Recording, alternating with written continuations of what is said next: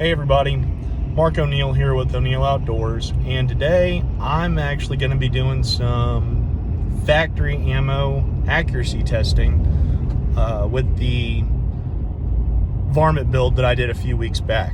I would be reloading at this moment, but powder's a little hard to come by during COVID. Barrel I picked up at Midway, USA, Varmint profile, 1-8 twist, 5R rifling. And it cost around, I want to say, 200 or 250 bucks. It was on sale. It was a really, really good deal.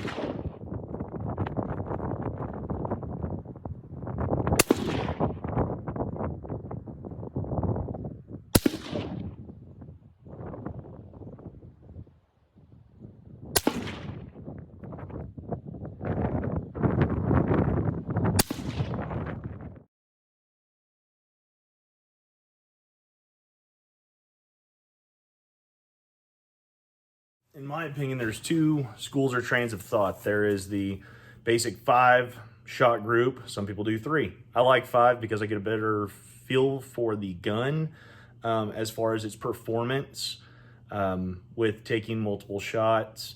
The other side of it that I could see is take a shot, don't count that first one because it's just, the burn around, and then count the 4 shots after.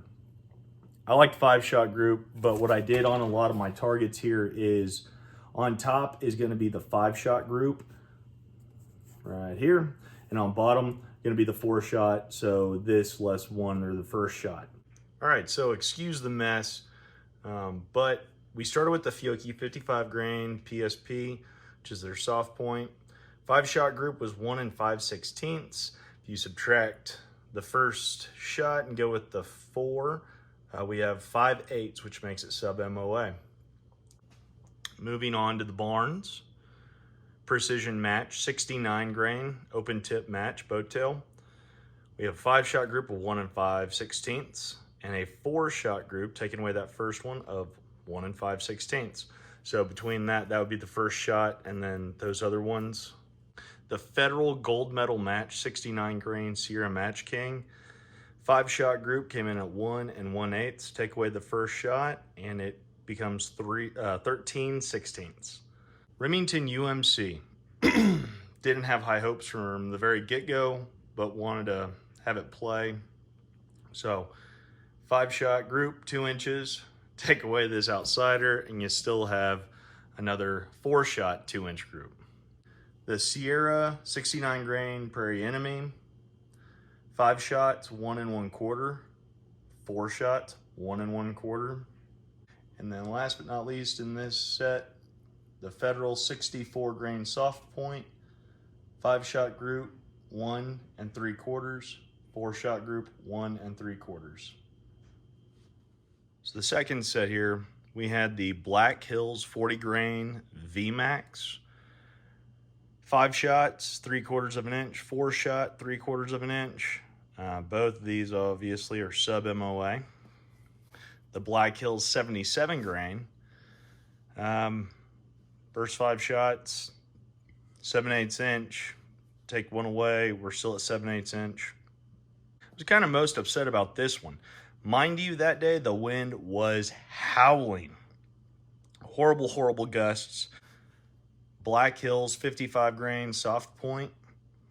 5 shots came in at 1 3/16. Take away that first shot and you got 1 inch. The Black Hills 60 grain soft point, 5-shot group was 4 inches, and 4-shot group, taking 1 away, was going to be 2 3/8. I don't know what it is about this 60 grain, but that barrel absolutely despises 60 grain ammunition, or just this one, which is odd or weird just because I had high hopes for Black Hills. Ended up at the end of the day reshooting this and produced about the same results, but this is not completely inaccurate, so we're gonna keep it. In this set was the Black Hills 36 grain Varmint grenade.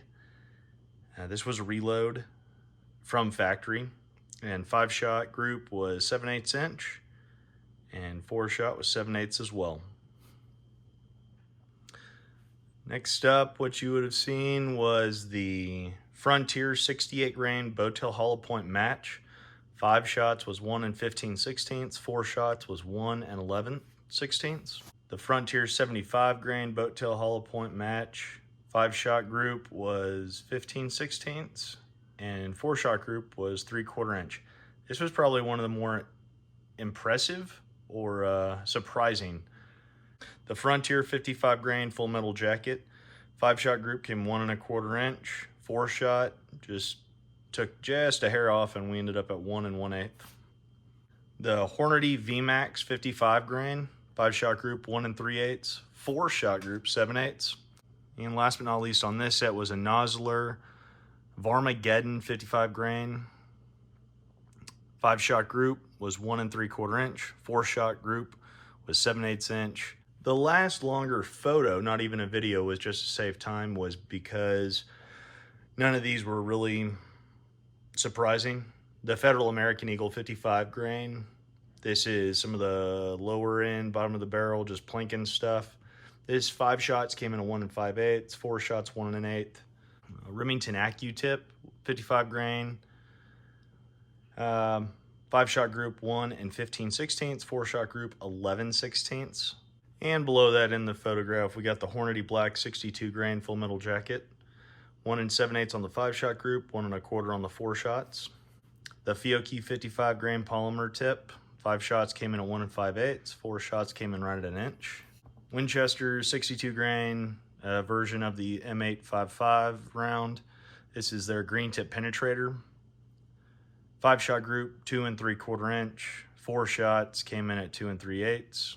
And then as I was heading back downrange, I found an extra box of ammunition that was just tucked away that I didn't have on my list, so I really wasn't looking for it. This was Winchester, the ballistic silver tip in 55 grain, and shot pretty damn good. 5-shot group, 7/8, 4-shot, 7/16. So I was pleasantly surprised to have found that ammunition. I'm glad I did. That was about 2 weeks ago. I actually had to wait 11 days before the wind was virtually nil to go back out and shoot a few other groups, re-verify some of this ammunition and findings, because I wasn't sure at first if it was going to be fairly accurate. Now with the wind, there was a little bit of variant, but given the fact that everything needs to be judged at the same, we're going to leave all the wind factor of that day in. The Winchester ballistic silver tip was 7/8 of an inch. The Black Hills 77 grain was 7/8 of an inch. The Black Hills 40 grain was 3/4 of an inch. The Black Hills 36 grain varmint grenade was 7/8 of an inch.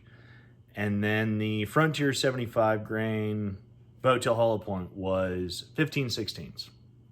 The Frontier 75 grain was the surprise of the day. Stuff's like $12 to $13 a box. Everything considered, I would say those are my top 5 picks. Now, I did end up going back out to the range. Like I said, it took me 11 days for the wind to finally calm down. And that is it. 5 shots, 5/16, 4-shot, 1/4 inch.